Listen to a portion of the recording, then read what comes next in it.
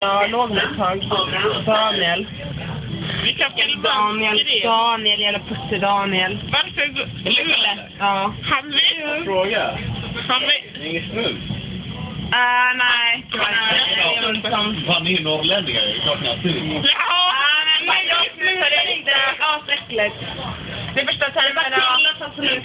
Jag fick att vi inte har Skruvan. Ni har inte års... Vilatag. Och så sen räcker vi dig. Vi kan väl bara filma in ditt skrev. Räcker dig då vi är vid slutet. Ja. Tänk dig vilatag då. Ja, det är skitkul. För fan. Det har varit klassiskt på åken.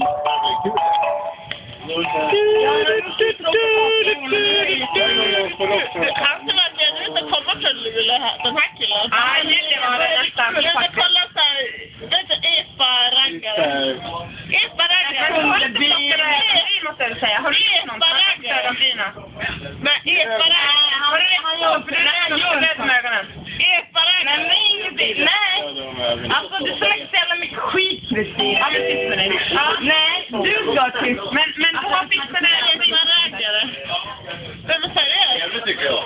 Ja, men det blir ju trevligt. Det är inget Ja, men seriöst. Vad är han? Lite gjorde så här. Seriöst, vad är han? Var är du ifrån? Jag är från Stockholm. Nej. Han förstod det. Jo, men jag tror det.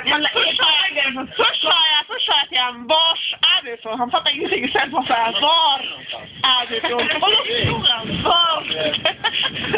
Så jag tror på honom. Jag tror att han är från Stockholm. Ja, men han är ändå som en epa-raggare från Sunderbyn. Yes, det gör han. Och det är så jävla awesome. Epa-raggarna. Här är igen.